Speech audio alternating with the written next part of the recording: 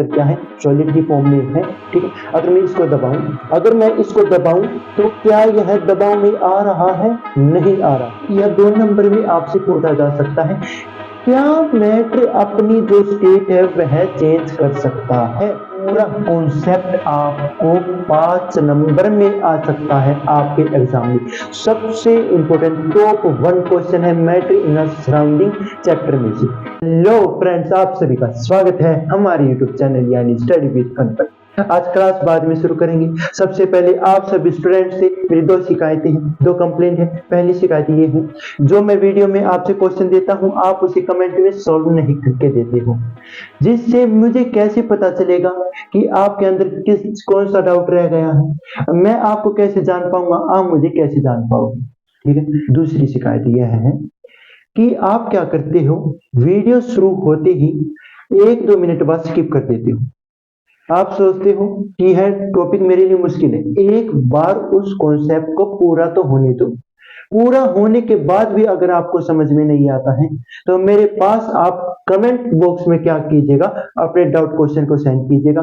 आपके डाउट का आंसर जरूर मिलेगा। अगर आपके डाउट का आंसर नहीं मिलता है तो मेरी गलती है। एक बार कॉन्सेप्ट पूरा होने दो, वीडियो पूरी होने दो, फिर अगर आपको डाउट आता है तो डाउट क्वेश्चन कमेंट में डाउट कीजिएगा, आपको आंसर मिलेगा। अगर नहीं आता है आंसर तो मेरी गलती है। ठीक है, लेट्स स्टार्ट आवर टॉपिक। देखिए, हमने कल केमिस्ट्री अपनी पूरी कर ली थी। अब फेब या फिर मार्च से क्या है, अपने एग्जाम शुरू हो जाएंगे। अब आपको तैयारी और ज्यादा क्या करनी है, ज्यादा बूस्ट कर लेनी है अपनी तैयारी। देखिए यहाँ पर क्या है, अब प्लान एक प्यारा सा बहुत अच्छा रिस्ट्रिक्ट प्लान बनाया है। देखिए यहाँ पर केमिस्ट्री हमने पूरी कर ली है। अब क्या करेंगे, फर्स्ट चैप्टर से क्या करेंगे, जो जो इंपॉर्टेंट टॉपिक है, जो आपके एग्जाम्स में ज्यादातर चांस है वह आ सकते हैं, उन टॉपिक पे एक स्पेशल वीडियो बनाएंगे। जैसे कि आज हमने lesson 1 matter in our surrounding से state of matter in surrounding से स्टेट ऑफ मैटर टॉपिक लिया है, क्योंकि यह टॉपिक बहुत ज्यादा इंपॉर्टेंट है। इसके बाद और टॉपिक इंपॉर्टेंट होगा, उसे हम अगली वीडियो में बनाएंगे। हर एक स्पेशल टॉपिक पे क्या बनेगी, वीडियो बनेगी। उसके बाद जैसे ये टॉपिक, यह चैप्टर कंप्लीट हो जाता है, इसके हर टॉपिक कंप्लीट हो जाते हैं इंपॉर्टेंट, फिर हम अगले चैप्टर पे चलेंगे, फिर और अगले पे चलेंगे। ऐसे हम क्या करेंगे, पूरी केमिस्ट्री को कंप्लीट कर लेंगे, जिससे हमारी रिवीजन भी हो जाएगी, हमारी एग्जाम की प्रिपरेशन भी और ज्यादा से ज्यादा अच्छी हो जाएगी।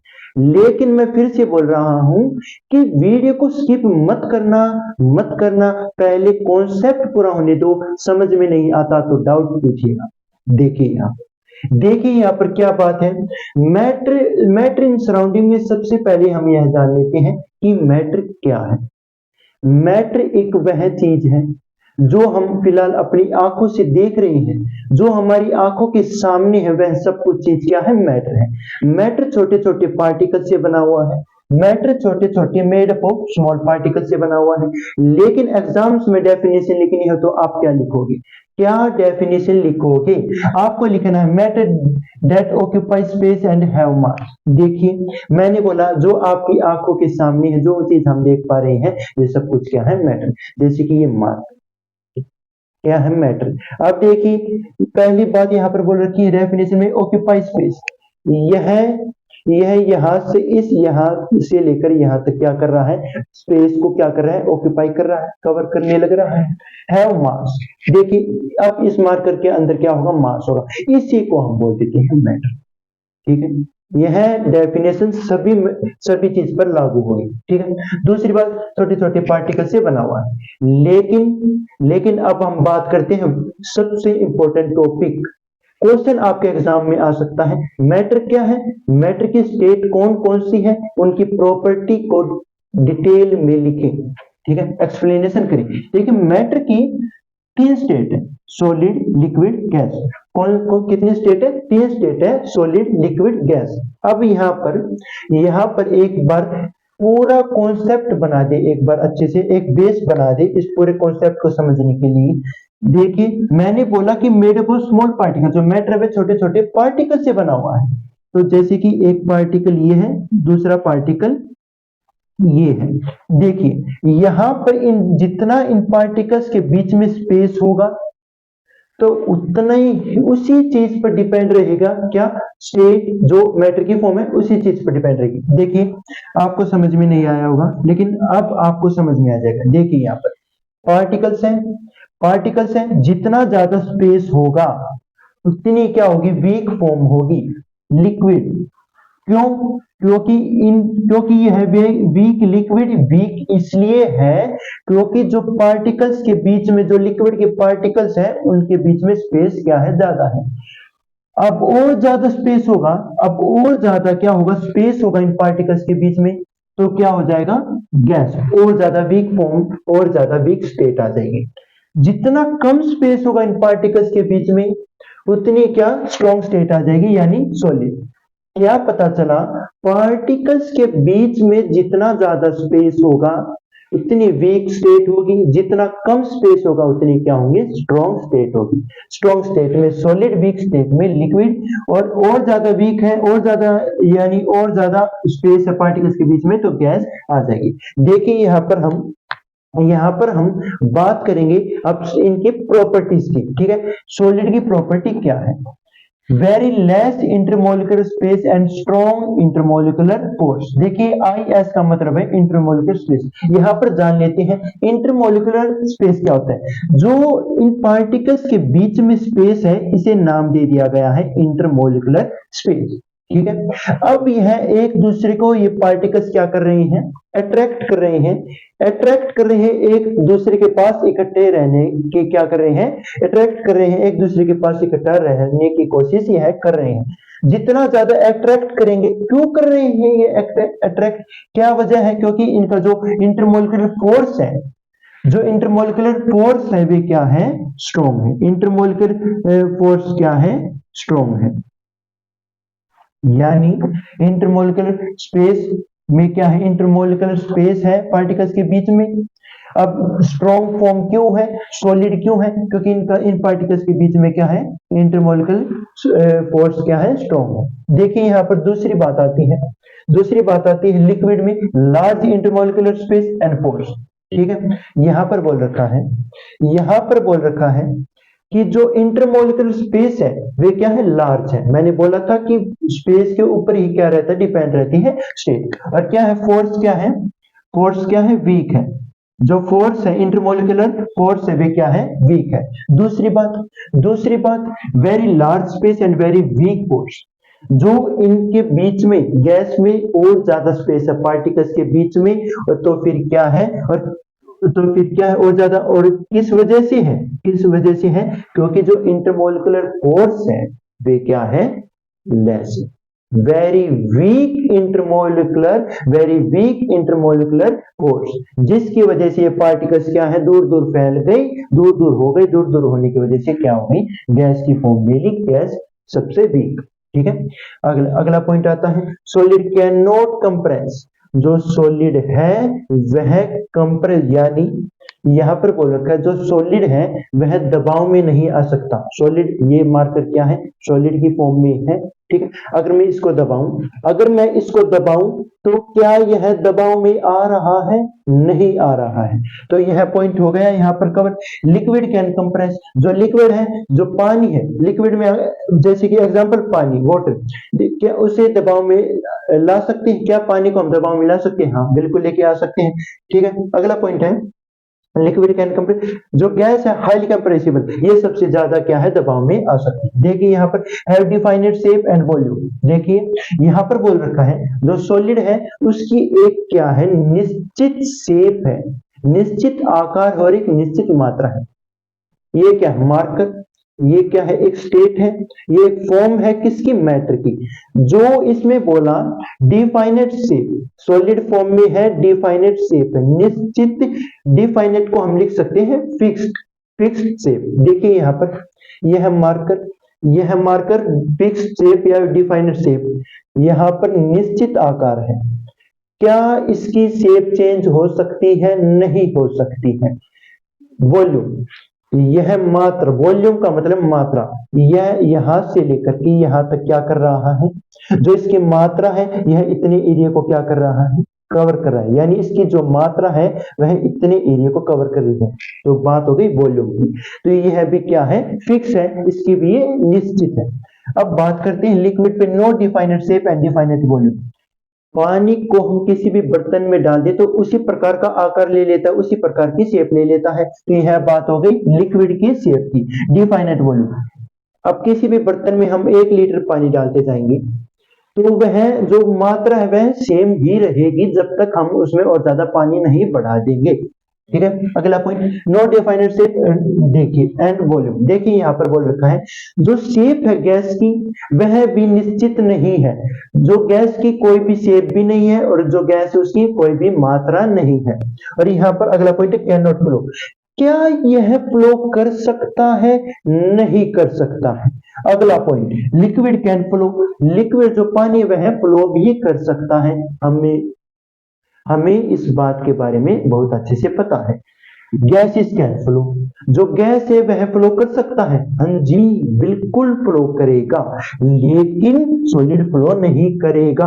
एग्जाम्पल, सॉलिड का एग्जाम्पल हम आइस ले लेते हैं, लिक्विड का एग्जाम्पल हम वाटर ले लेते हैं, गैस का एग्जाम्पल हम वाटर वेपर ले लेते हैं।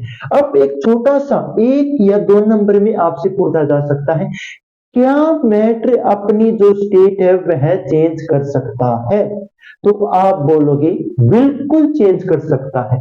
जैसे कि आइस का मैंने क्या किया, टेम्परेचर जो क्या कर दिया, इंक्रीज कर दिया। मैंने क्या किया, आइस को क्या किया, हीट किया, तो वाटर में कन्वर्ट हो गया।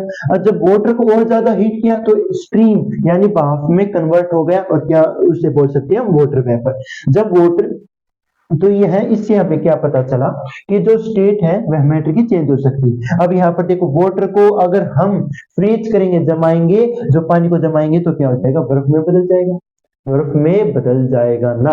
ठीक इसी प्रकार वाटर वेपर से वाटर में, वाटर से आइस में, आइस से वाटर, वाटर से वाटर वेपर। यह पूरा कॉन्सेप्ट आपको 5 नंबर में आ सकता है आपके एग्जाम में। सबसे इंपॉर्टेंट टॉप 1 क्वेश्चन है मैटर इन सराउंडिंग चैप्टर में से। एक पार्टिकल ये है, एक पार्टिकल ये है।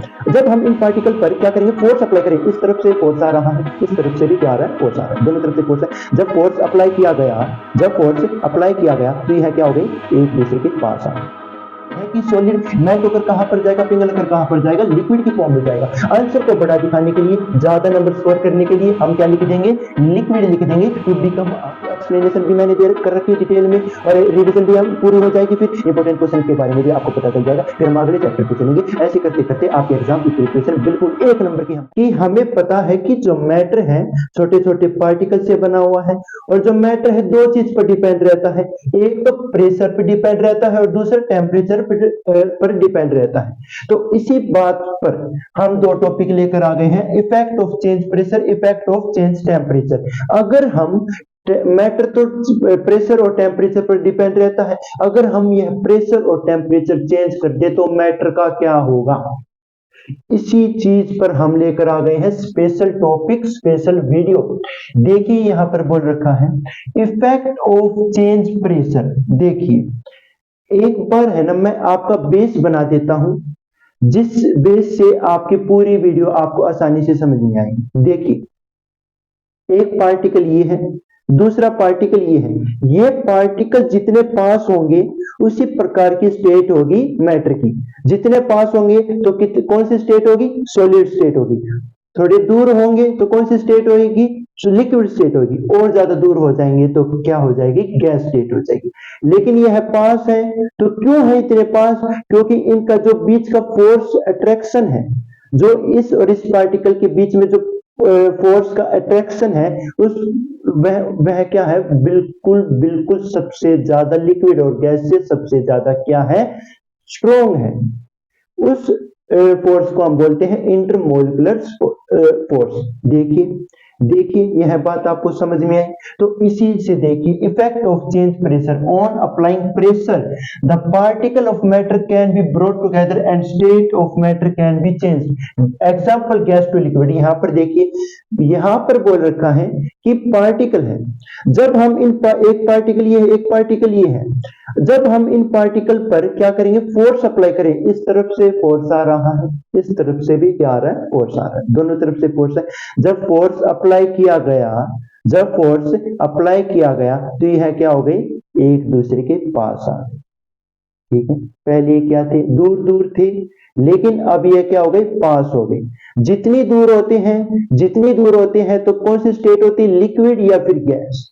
ठीक है, लेकिन बिल्कुल पास पास होते हैं जब कौन सी स्टेट होती है, सॉलिड स्टेट। ठीक है, यह बात समझ में। तो इसमें देखो गैस टू लिक्विड की एग्जांपल बोल रखा है, गैस टू लिक्विड। गैस में दूर दूर पार्टिकल थी, जब प्रेशर अप्लाई किया तो पास पास आ गई, तो और पास आ गए तो गैस से कौन से स्टेट में हो गया, अब ये लिक्विड स्टेट में हो गया, क्योंकि गैस के पार्टिकल दूर दूर थे, बल्कि लिक्विड के पार्टिकल क्या है, पास पास है। अगर हमें और ज्यादा प्रेशर अप्लाई करेंगे तो ये और पास आ गई, और पास आ गई तो कौन सी स्टेट हो जाएगी, फिर सॉलिड स्टेट हो जाएगी। यही बात यहाँ पर बोल रखी। और साथ ही साथ क्या करेंगे, हम टेम्परेचर कम कर देंगे, टेम्परेचर हम क्या कर देंगे, कम कर देंगे। अगर टेम्परेचर बढ़ा देंगे तो यह प्रोसेस नहीं हो पाएगा। देखिए एक अगला टॉपिक है effect of change temperature. Pressure change किया तो पता चल गया, लेकिन अब हम टेम्परेचर चेंज कर देंगे मैटर का तो क्या होगा। देखिए यहाँ पर इससे इससे हम बाद में समझेंगे, लेकिन एक बार आपका इस पे भी एक छोटा सा बेस बनवा देता हूं। आइस का हमें पता है, आइस का हमें पता है, आइस एक सॉलिड स्टेट में आता है। मैं आइस कौन सी स्टेट है, मैटर की सॉलिड स्टेट है। क्यों, क्योंकि जो उसके पार्टिकल्स है, जैसे कि ये पार्टिकल ये पास पास है, ठीक है, जो इसका फोर्स ऑफ अट्रैक्शन पार्टिकल्स के बीच में क्या है, स्ट्रॉन्ग है, तो ये पार्टिकल्स क्या है, पास पास है। ठीक है, लेकिन जब अगर मैं आइस को गर्म कर दूं तो आइस किस में कन्वर्ट होगी, लिक्विड में, लिक्विड यानी पानी में कन्वर्ट हो जाएगी। लेकिन क्यों कन्वर्ट हुई, यह क्यों कन्वर्ट हुई, क्योंकि जो टेम्परेचर था मैंने इंक्रीज कर दिया, टेम्परेचर इंक्रीज किया तो लिक्विड में चेंज हो गए। जो पार्टिकल पास पास थे वह पार्टिकल दूर हो गए, दूर हो गए तो क्या हुआ, जो स्टेट थी, जो फॉर्म थी मैटर की, वे चेंज हो गई। ठीक है, लेकिन यह जो पार्टिकल किस वजह से दूर हुए, क्या जब यह चेंज हुआ सॉलिड से लिक्विड में, आइस से वाटर में, जब यह चेंज हुआ, जो बीच का प्रोसेस है ना, वो यहाँ पर लिख रखा है, वो यहां से लेके यहां तक लिख रखा है कि जो बीच का प्रोसेस है, ऐसा क्या हुआ जो यह एक से दूसरे में चले गए। एज द टेम्परेचर राइजेस, मैंने बोला था कि आइस का टेम्परेचर क्या कर दिया, गेन कर दिया, जब एक दूसरे में चेंज हो गया। The particles energy rises as well। यहां पर एक बात याद रखिए आप सभी बच्चे, पार्टिकल्स के अंदर एक किस्म की एनर्जी होती है, उस एनर्जी को हम बोलते हैं काइनेटिक एनर्जी, उस एनर्जी को हम बोलते हैं काइनेटिक एनर्जी। यह काइनेटिक एनर्जी जब बढ़ जाती है जब हम किस पार्टिकल्स का टेम्परेचर गेन कर देते हैं। यह काइनेटिक एनर्जी जब घट जाती है जब हम पार्टिकल्स का टेम्परेचर कम कर देते हैं। अगर हम टेम्परेचर बढ़ाएंगे तो मैंने बोला काइनेटिक एनर्जी भी क्या होगी, इंक्रीज हो जाएगी। अगर काइनेटिक एनर्जी इंक्रीज हुई तो क्या होगा, as a result particles move faster and begin vibrating more quickly, the force of attraction between particles are weakened। देखिए यहां पर बोल रखा है, यहां पर बोल रखा है particles move fast and begin vibrating more quickly। यहां पर बोल रखा है कि जो पार्टिकल्स हैं, जो पार्टिकल्स हैं वहां मूव फास्ट, पार्टिकल्स के अंदर एक मूवमेंट होएगी, मूवमेंट होएगी, फिर क्या होगा, वह वाइब्रेट करने लग जाएंगे, थर थर कांपने लग जाएंगे। पहले क्या हुआ, पहले क्या हुआ, मूवमेंट हुई, एक मूवमेंट हुई, उस मूवमेंट के बाद क्या हुआ, क्या हुआ, थर थर कांपने लग गए, वाइब्रेट होने लग गए। The force of attraction between particles are weakened. जिससे क्या हो गया, जो फोर्स था, जो इन पार्टिकल के बीच में जो फोर्स था वह क्या हो गया, कम हो गया। जो ताकत थी वह कम हो गई और यह दूर दूर बिखर गई। इनका जो फोर्स था वह टूट गया और यह दूर दूर पार्टिकल हो गई। अब पास से दूर पार्टिकल चले गए तो क्या हुआ, स्टेट थी वह चेंज हो गई। जो स्टेट थी वह क्या हो गई, चेंज हो गई। सॉलिड में पास होते हैं और लिक्विड में और ज्यादा दूर हो जाते हैं, गैस में और ज्यादा दूर हो जाते हैं। अब यहां पर देखिए, अब यहां पर देखिए इसके अंतर्गत कुछ इंपॉर्टेंट पॉइंट आते हैं जो कि आपके एग्जाम में 1 या 2 नंबर में भी पूछे जा सकते हैं। फ्यूजन, फ्यूजन क्या होता है, सॉलिड स्टेट का लिक्विड स्टेट में बदल जाना, आइस का वाटर में बदल जाना, उसे हम क्या बोलते हैं, फ्यूजन। दूसरी बात, मेल्टिंग पॉइंट क्या होता है, द टेम्परेचर, टेम्परेचर यह शॉर्ट फॉर्म में लिख रखा है, at which a solid melt to become a liquid. देखिए यहां पर बोल रखा है मेल्टिंग पॉइंट उसे बोला गया है सॉलिड का, सॉलिड क्या होने लग जाए, मेल्ट होने लग जाए उस तापमान पर, वह कम तापमान जिस तापमान पे जो सॉलिड है मेल्ट होने लग जाए। अब हमें इस बात के बारे में पता है, मेल्ट का मतलब पिघलना होता है। अब सॉलिड पिघलेगा तो किस में कन्वर्ट होएगा, लिक्विड में ही तो कन्वर्ट होएगा। हम यहां पर the temperature at which solid melt यहां तक लिख सकते हैं, लेकिन हमें तो इससे नॉर्मल बात है कि सॉलिड मेल्ट होकर कहां पर जाएगा, पिघल कर कहां पर जाएगा, लिक्विड की फॉर्म में जाएगा। आंसर को बड़ा दिखाने के लिए, ज्यादा नंबर स्कोर करने के लिए हम क्या लिख देंगे, लिक्विड लिख देंगे, टू बिकम अ लिक्विड, वरना आप यहां तक भी लिख सकते हो। अब इसके अपोजिट आता है बॉइलिंग पॉइंट। बॉइलिंग पॉइंट में बिल्कुल अपोजिट है, the temperature at which a liquid start boiling, वह तापमान जिस तापमान पे जो पानी है, जो लिक्विड है, वह क्या होने लग जाए, गर्म होने लग जाए। ठीक है, अब आता है बात, अब आती है बात सब्लिमेशन की। सब्लिमेशन में क्या होता है, डायरेक्ट चेंज हो गया, डायरेक्ट चेंज हो गया सॉलिड का गैस में। किसका चेंज हो गया, डायरेक्ट चेंज हो गया सॉलिड का गैस में। देखिए एस सब्लिमेशन और एस से ही क्या है, सॉलिड। एस सब्लिमेशन और एस से क्या है, सॉलिड। यह बात याद रखना, यह बात याद रखना। अब बिल्कुल इसके अपोजिट क्या है, डिपोजिशन। डिपोजिशन में क्या है, गैस से डायरेक्ट चेंज हो गया किसमें, सॉलिड में। यहां पर तो डायरेक्ट चेंज हो रहा है सॉलिड से गैस में, गैस से सॉलिड में। कंफ्यूज मत होना, मैंने बोला एस और एस, ठीक है। अब यह याद हो गया तो इसके अपोजिट तो ये है। मेल्टिंग पॉइंट, बॉइलिंग पॉइंट एक दूसरे के अपोजिट है। सब्लिमेशन, डिपोजिशन ये एक दूसरे के क्या है, अपोजिट है, अपोजिट है। अब यहां पर एक और छोटा सा पॉइंट, बिल्कुल आसान पॉइंट आता है। अब यहां पर आता है बिल्कुल एक और आसान पॉइंट, यहां पर आता है लेटेंट हीट। लेटेंट हीट क्या है, द हीट और एनर्जी दैट इज एब्जॉर्ब्ड और released during change of state, during change of state. देखिए यहां पर बोल रखा है, जैसे कि यहां पर एग्जांपल ले लेते हैं हम फ्यूजन का। जब सॉलिड से लिक्विड में चेंज हुआ, जब सॉलिड से लिक्विड में चेंज हुआ तो क्या बोल रखा है यहां पर, जो इसके बीच में, जो इसके बीच में जो एनर्जी रिलीज हुई या फिर हीट, या फिर एनर्जी रिलीज हुई या फिर एब्जॉर्ब हुई, कब सॉलिड से लिक्विड में जब यह स्टेट चेंज हो रही थी, हीट या फिर एनर्जी रिलीज की गई या फिर एब्जॉर्ब की गई सॉलिड या लिक्विड के द्वारा, तो उसे ही हम बोलते हैं latent heat.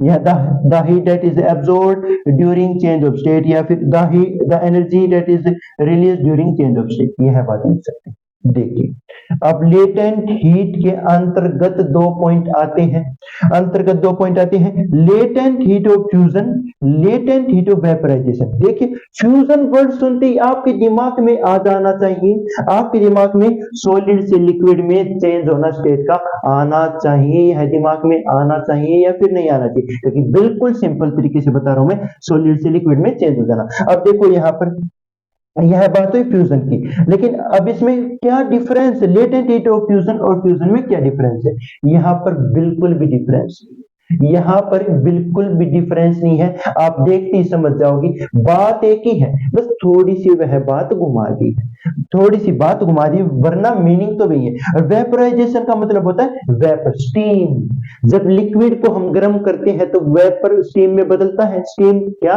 Vapour. Vapour steam को हम क्या बोलते हैं, वेपर बोलते हैं, ठीक है। तो वेपराइजेशन का मतलब है वेपर। देखिए यहाँ पर क्या मतलब है, लेटेंट हीट ऑफ वेपराइजेशन को समझते हैं सबसे पहले। The amount of energy that is required to change 1 kg of H2O to a vapour. H2O का मतलब होता है वाटर। देखिए यहाँ पर बोल रखा है 1 kg वाटर को कन्वर्ट करना है किसमें, वेपर में, ठीक है। कन्वर्ट करने के लिए जितनी एनर्जी, जितनी हीट लगी, उसे बोलते हैं लेटेंट हीट ऑफ वेपराइजेशन, ठीक है। फ्यूजन में क्या होगा, फ्यूजन में क्या होगा, the amount of energy that is required to change 1 kg of, यहां पर आ जाएगा, यहां पर आ जाएगा, यहां पर आ जाएगा सॉलिड, यहां पर आ जाएगा सॉलिड, और यहां पर आ जाएगा, यहां पर आ जाएगा लिक्विड, यहां पर आ जाएगा, यहां पर आ जाएगा लिक्विड। देखिए देखिए 1 kg सॉलिड, 1 kg सॉलिड को लिक्विड में कन्वर्ट करने के लिए जितनी अमाउंट ऑफ एनर्जी या फिर हीट लगी, उसे बोलते हैं हम, उसे बोलते हैं लेटेंट हीट ऑफ फ्यूजन। आपको समझ में आया? क्या यहाँ पर कोई डिफरेंस था? बिल्कुल भी नहीं था। मैंने बोला था मीनिंग बिल्कुल सेम है, फर्क ये था, फर्क ये था यहाँ पर एक शब्द जोड़ दिया गया, अमाउंट ऑफ एनर्जी जितनी लगी, ठीक है। क्यों? क्योंकि ये किसके पार्ट है, लेटेंट हीट के। लेटेंट हीट में तो बोल रखा है the heat energy that is absorbed released, ठीक है। यही बात इसमें the during change of state, during change of state, यह कॉन्सेप्ट आपका पूरा 5 नंबर का भी आ सकता है, या फिर आपके एग्जाम में 1 2 नंबर के भी पूछे जा सकते हैं।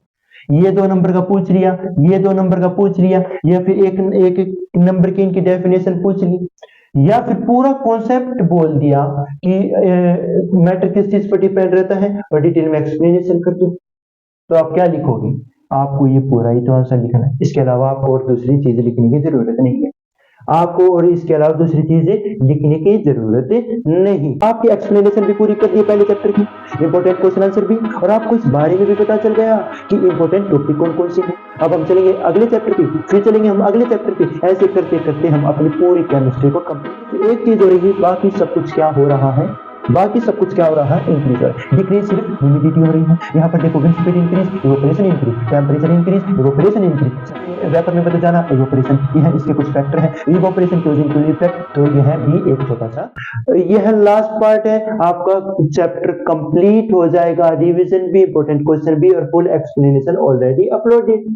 Let's start our topic, okay. देखिए यहाँ पर अब हम बात करेंगे इवेपोरेशन की। इवेपोरेशन पे क्या होता है, the phenomenon of changing of a liquid into its vapour state, और इसे हम सरफेस फिनोमिनन भी कहते हैं। यहाँ पर देखिए लिक्विड का किस में चेंज हो जाना, स्टीम में, स्टीम में हम बोल सकते हैं वाटर वेपर में, वेपर में चेंज हो जाना। पानी का भाप में बदल जाना, कब बदलेगा, जब हम उसे गर्म करेंगे, उसी को हम बोलते हैं, जब उसी को बोलते हैं हम इवेपोरेशन।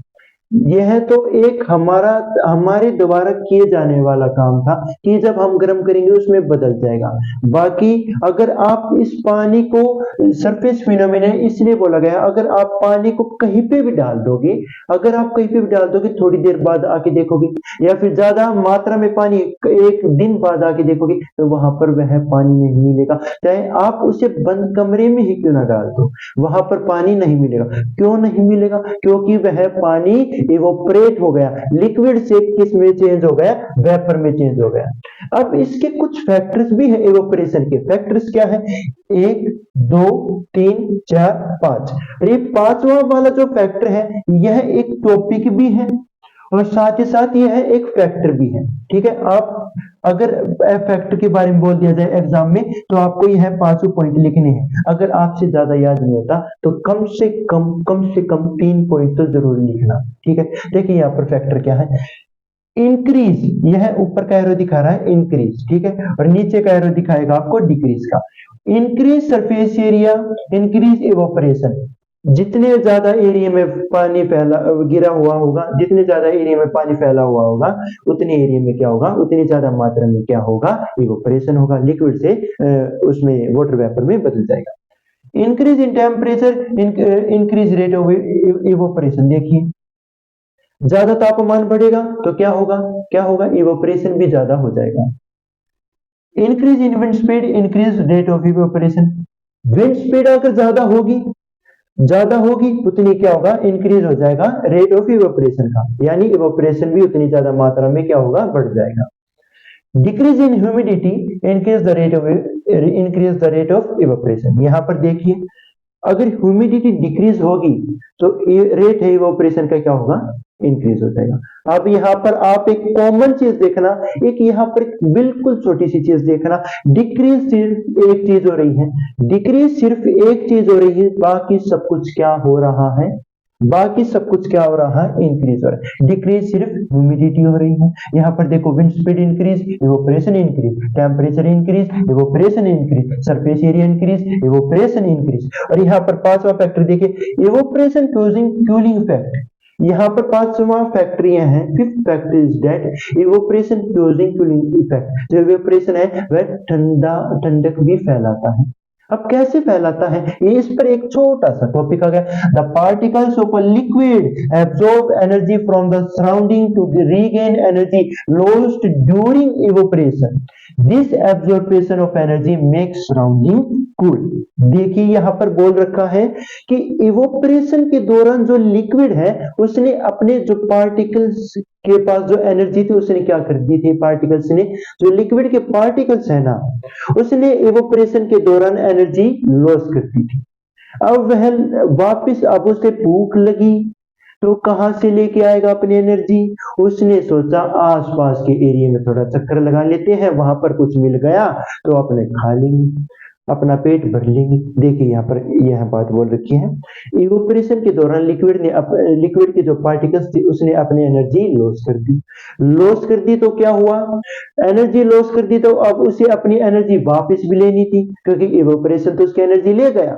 अब वापस कहां से लेगा, वापस लेंगे पार्टिकल अपनी एनर्जी सराउंडेड एरिया से। यहाँ पर लिक्विड है, अपने जो ये सराउंडेड एरिया है यहां से क्या लेंगे, यह अपनी एनर्जी रिगेन करेंगे।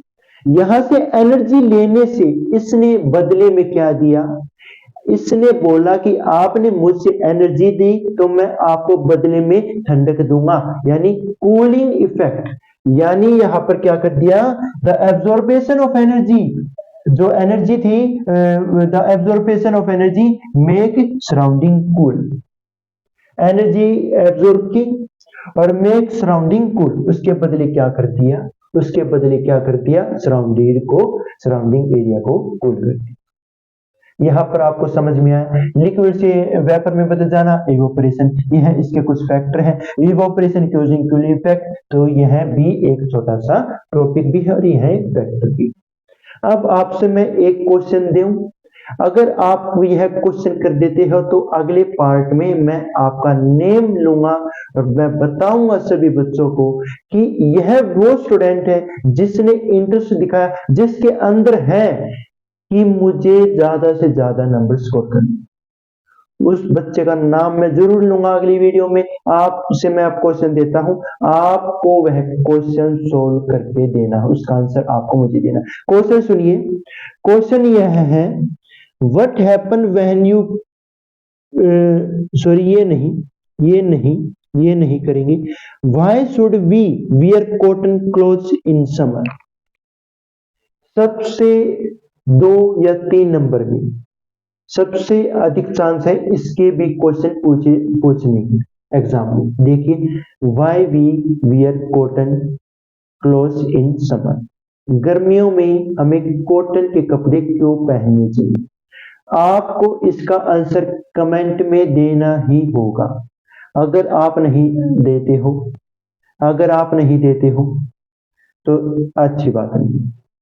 मेरा मन कह रहा है कि आपको यह कॉन्सेप्ट भी समझ में आया है और आप आंसर भी जरूर दो।